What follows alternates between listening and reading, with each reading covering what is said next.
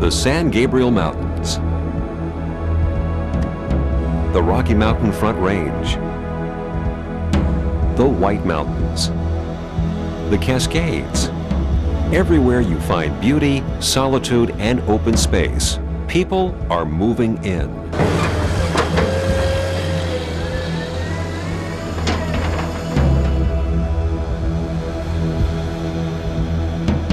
Communities that were 10 or 15 years ago relatively isolated, relatively low population, that have experienced a tremendous upsurge in popularity.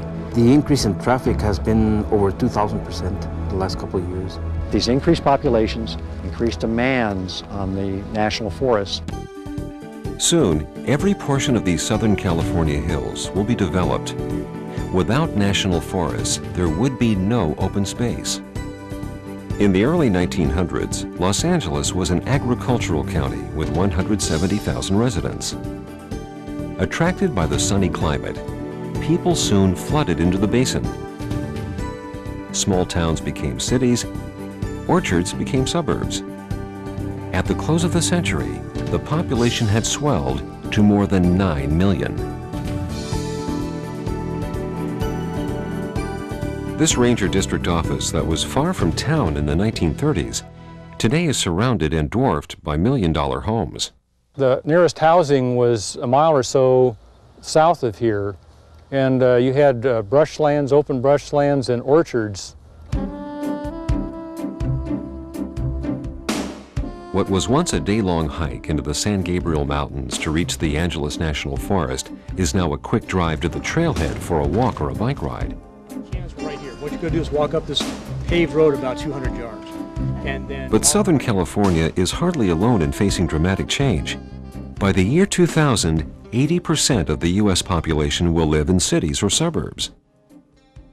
For a lot of people, it's really hard for them to see this urban growth and so many people coming actually to recreate and visit the forest. it's not isolated to Southern California. The only thing we've got is we're about 5 to 7 years ahead of the wave. If I'm not mistaken, this is the most visited forest in the nation in terms of visitor days.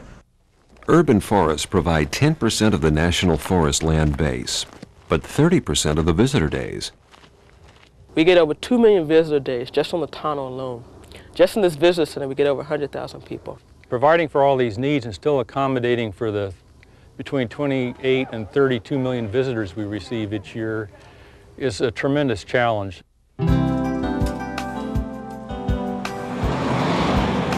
Urban national forests are defined as those forests having 1 million people or more within an hour's drive. These national forests provide an immeasurable contribution to the quality of city life, improving both physical and mental health. For an old guy like me, we need to get a little exercise, and going up the hill and down the hill is a lot better than just walking the city streets. It just takes your mind off of the day-to-day stuff. For some, the forests are literally in their backyard. Right next to my neighborhood, it's part of my neighborhood. I consider it where I live and where I breathe, and it creates a place for me to be less stressed. Just the fact that you can go up there and stand and it's still and you can breathe. You don't have to go to Montana. I can just come here. It only takes me half an hour. Consider this a big backyard for us.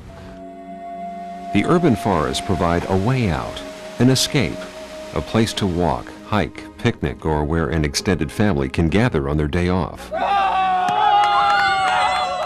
There are currently 14 urban national forests, and many more will soon qualify.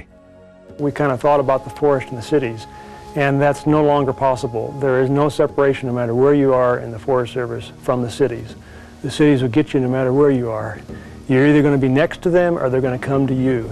Even the most rural areas are now facing urban issues, and everywhere, it seems, the population is on the rise. Even though we are a major urban forest, some of our recreation areas, the numbers have increased by as much as 50 to 100% in 1 year. As the population increases, we do need the coverage, and we don't have it. But the way in which urban users recreate is different from the backpackers and campers who trek to a rural national forest. We've got people who are constantly making use of the area. And the wear and tear on facilities is different, the wear and tear on personnel is different. That's our biggest issue right now is people. How to disperse people, what to provide to people when they come out here, what information to provide, what services to provide. And with that comes a whole new set of challenges, an urban mindset against a rural backdrop. And they bring a lot of those attitudes, the city-type attitudes with them, such as throwing litter, such as loud music. A lot of these people come to the forest recreating like they do in the city. We call it a stadium mentality, where when you go to a stadium, you leave your Cracker Jacks and your soft drink containers right there at your feet. We have dumpsters, and that's what we're trying to provide because we have such a large number of volume of people coming out here. We have to provide for that resource. That's right. If you go right, you can get up to 5,000 feet elevation. Around By the year 2030, the percentage of people over 65 will nearly double. As the population gets older, an increasing number of urban retirees are taking to the road. I love just being able to camp by the water. The change in demographics has been clearly reflected in the change of users in the urban national forests. The population shift, and by that I mean the different ethnic groups that are coming in, are all bringing different land use ethics to the forest. We've got 127 different languages spoken in the LA Unified School District school systems. That's a huge challenge to us. A lot of people coming from different backgrounds and different cultures have different ways of using the natural environment. All of those different cultures have different values and different traditions and different ways that they actually use the forest. For example, some of those with the Hispanic community, they're very close-knit in family structure. To them, family is basically the bread of life. They come out as a family unit. They want to be together. That's their time spent together. What cultural values those people bring, how they recreate is different. The size of their family units that they come for recreation is different. Their communication styles are different. You guys are in the customer service business now. You're not just taking care of trees. In general, the larger user base means increased experience working with the public, including those tough times, such as when there's been a death or an injury. A lot of our people are unprepared for that, particularly when they have to explain to the family that their loved one has just died.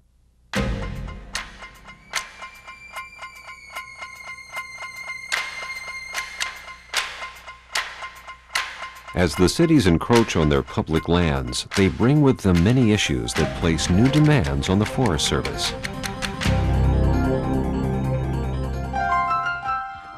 But with all the challenges, the urban national forests offer an unbelievable opportunity to connect with these large populations on a daily basis. It's here for use in the classroom. Which type of soil holds more water? Bighorn sheep, and I mean bighorn. That which we don't understand, we don't value. For many city people, their first interaction with the natural environment comes as the result of a visit to an urban forest, and the opportunity to educate is always available. It's real simple if you can make some type of connection to people, but we've got to do that now. The Forest Service plays a huge part in our classroom. We have tons of posters and guest speakers. Those kids go home and they are agents of change.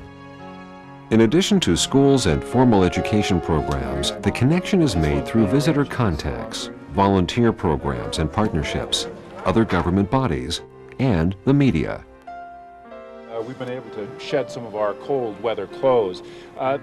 Imagine in places like Los Angeles and in New York, which are media capitals of this country, we also have an additional opportunity trying to get consistent messages out in the media. The Urban National Forest, we have a real opportunity to share the overall Forest Service and National Forest message with a large segment of our population. Your largest cities have your largest congressional delegation. We have a great opportunity to reach that congressional delegation and to reach the people. As the world changes at an ever-growing pace, it is clear that the challenges of the urban forests are great, but the rewards and opportunities are greater. The urban national forests provide great benefits to a large population base of diverse users, with whom they can interact and educate, from whom they can learn, and to whom they can pass on the message of the entire Forest Service. When you think about the National Forest System, your mind immediately goes to national forests in Montana, Wyoming, and Idaho. Those forests are at risk if we don't make this urban connection. But the other national forests, they have different issues that they have to deal with. And they're starting to get the issues we have to deal with. So I think it's almost like we learn from each other. By adapting to dramatic change, the urban national forests serve as windows to a future that will challenge all of the national forest system. Rural forests that have not experienced it, they need to know what their public is thinking today. They need to know who that public is, and they also need to have a good feel for who it's going to be tomorrow. These rural national forests that we like to think about when we think about the national forest system are going to be faced with some of these same impacts, and by educating the users of why this national forest system is important, especially the urban national forest, we're going to wind up saving the whole national forest system. If we don't make that connection, we're going to wind up losing this great legacy that our forefathers gave us to take care of and pass on to future generations.